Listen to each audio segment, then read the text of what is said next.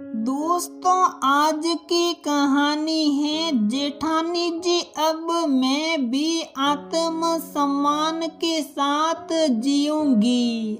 दोस्तों, कहानी शुरू करने से पहले अगर आपने हमारे चैनल को सब्सक्राइब नहीं किया है तो सब्सक्राइब कर लीजिए ताकि आपके पास पहुंचे हर नया वीडियो।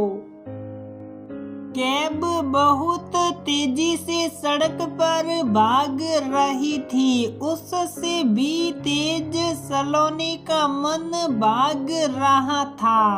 मन में तरह तरह के विचार आ रहे थे। कुछ अनहोनी की आशंका से मन घबरा रहा था, पर ईश्वर पर विश्वास भी था कि ऐसा कुछ नहीं होगा। अपने ही मन को दिलासा दे रही थी कि सब कुछ अच्छा होगा, ठीक हो जाएगा। अपनी माँ मीना देवी के लिए मन ही मन प्रार्थना कर रही थी। काश माँ को कुछ ना हो, माँ बस जाए। मन की धड़कनें तेज चल रही थी। कितनी बार माँ को बोला है कि मेरे साथ आकर रह ले, पर पुरानी सोच के चलते माँ कभी उसके साथ आकर रहती ही नहीं है।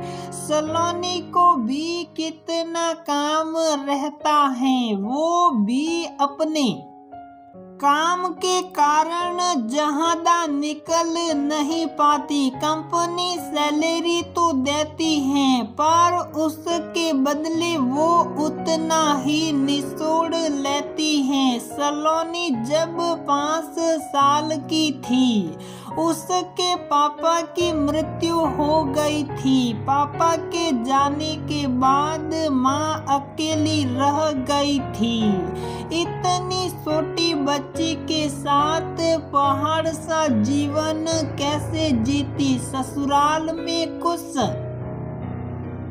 वक्त मीना जी रही, पर बिना पति के पत्नी की कहीं कदर नहीं होती है। पति के मजबूत कंधे जीवन को खुशहाल बना देते हैं। मीना जी इतनी पढ़ी लिखी भी नहीं थी, उन्हें नौकरी भी नहीं मिली। आर्थिक स्थिति बिगड़ ही रही थी। दिन भर सास ससुर जेठानी का काम करके खाने को तो मिल जाता, पर सम्मान का जीवन नहीं था। पेट भरने को ही तो जीना नहीं कहते हैं। सलोनी के स्कूल की भी तो पढ़ाई लिखाई करवानी थी। कुछ समझ नहीं आ रहा था। कुछ दिनों के लिए मीना देवी अपने मायके गई। माँ भी मजबूर थी। मायके में भाभीियों के आने के बाद वो घर भी उनका हो जाता है। 2 दिन में ही ननद आंखों में चुभने लगती हैं। उस पर विधवा ननद अपनी बेटी के साथ रहे तो भाभीियों को कहाँ बर्दाश्त होता। मीना देवी समझ चुकी थी कि अब उनके लिए कहीं जगह नहीं है। उनके पिता ने जाते वक्त उनके नाम एक छोटा सा घर किया था। उसके किराए के पैसे भी जेठ जी ले आते, पर उनके हाथ में 1 रुपया भी ना रखते थे। कहते तुम दोनों माँ बेटी को हम मुफ्त में तो ना खिलाएंगे। मीना देवी चुप रह जाती। कुछ जवाब देते नहीं बनता था। दिन रात दिमाग दौड़ाती, पर कुछ निर्णय ले नहीं पा रही थी। उन्हें लगता था कि वो तो ऐसी जिंदगी जी लेगी, पर अपनी बेटी की जिंदगी इस तरह नहीं गुजार सकती है। एक दिन वो दोपहर में बैठी थी, उनकी पुरानी सहेली का फोन आया। उसने बताया कि वो और उसके पति बच्चों का क्रेश चलाते हैं, उससे उनका घर अच्छे से चल जाता है, उसके लिए ज्यादा पढ़ाई लिखाई की भी जरूरत नहीं होती है।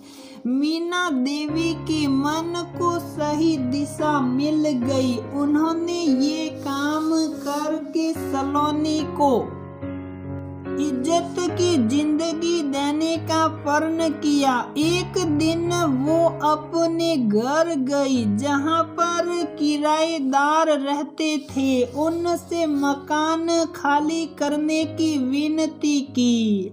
किराएदार मन का नरम था, उसने 1 महीने की मोहलत मांगी और इधर मीना देवी ने अपना फैसला सुना दिया कि वो अब अपनी बेटी को लेकर अपने घर जा रही थी। ससुराल वालों ने हंसी उड़ाई, खाओगी क्या? केवल मकान से तो पेट नहीं भरता है, यहीं पड़ी रहो। ससुर जी ने तेज चिल्लाया, सिर्फ पड़े रहने को ही जिंदगी तो नहीं कहते हैं। मुझे इस घर में नौकरानी बनकर तो नहीं रहना है। मेरी बेटी भी अपनी जिंदगी जिएगी, अपने पैरों पर खड़ी होगी, अच्छे स्कूल में पढ़ेगी। ईश्वर ने मोह दिया है तो खाने को वो ही दाना भी देगा। मैं बच्चों को अपने घर पर रखूंगी, क्रेश खोलूंगी। क्रेश हमारे खानदान में ये आया का काम कोई भी नहीं करता है। तुम हमारी नाक कटवा रही हो, जेठ जी ने चिल्लाकर कहा।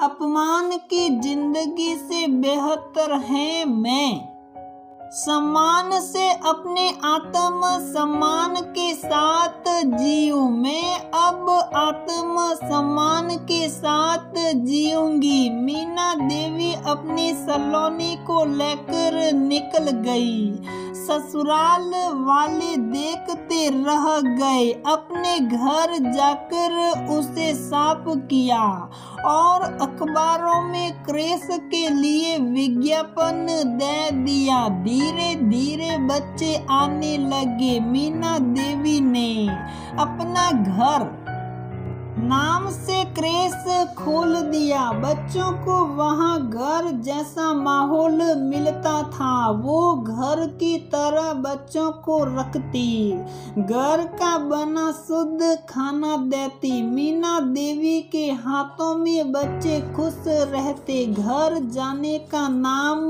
भी नहीं लेते थे। अच्छी कमाई होने लगी। अब मीना देवी ने एक आया रख ली। अपना घर की लोकप्रियता बढ़ने लगी, काम बढ़ने लगा तो उससे जुड़े लोग भी बढ़ने लगे। सलोनी भी बड़ी हो रही थी। अच्छे स्कूल से उसने पढ़ाई करके कॉलेज में एडमिशन लिया और अपनी इंजीनियरिंग पूरी कर ली। वहीं से उसका प्लेसमेंट भी हो गया। इधर मीना देवी क्रेश तो चलाती थी।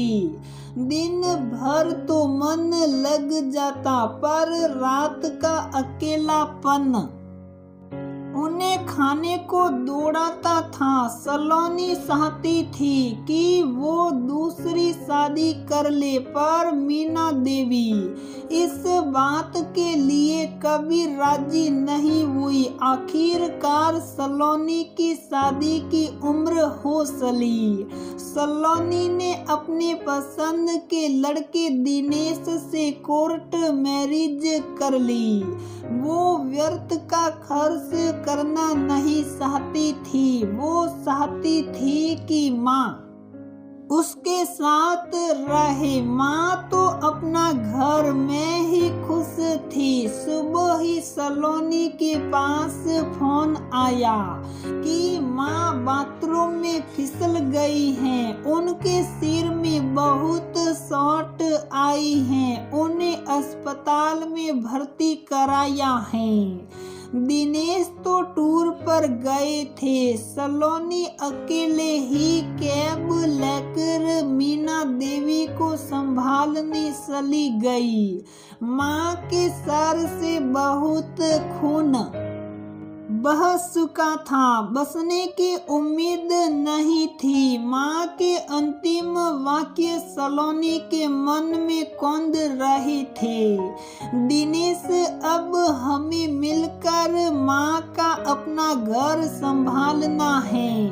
मैं अब यही रहूंगी। माँ की ख्वाहिश पूरी करनी है। सलोनी के लिए सब कुछ मुश्किल था। फिर भी जिस अपना घर ने उसे जीवन दिया है, आज उसका कर्ज उतारने की उसकी बारी थी। दिनेश ने सलोनी का दर्द समझा और दोनों ने माँ की इच्छा का मान रखा। अपना घर संभालने का निर्णय लिया।